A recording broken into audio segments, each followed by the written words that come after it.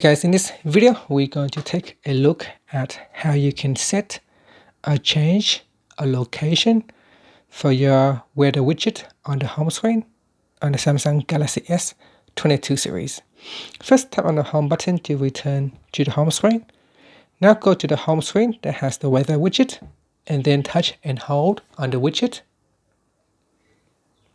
Next, tap on Settings. Now tap on Change button.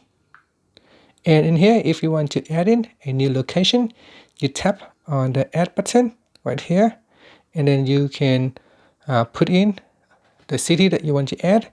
So for example, I can put in Los Angeles. Oops, I choose the wrong city, so I'll do it again.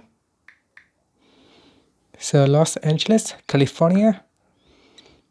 Okay, so in here now I can select which location I want to use. So now say I can select Los Angeles and then tap on Save. And now on my weather widget, it will show the weather information for that city. You can have multiple weather widgets, so you can add in another widget, say in the current city that you live in, and you can have another widget for say your families who lives overseas. And that is how you can set or change your weather, change the location for the weather widget on the home screen for your Samsung Galaxy S22 series.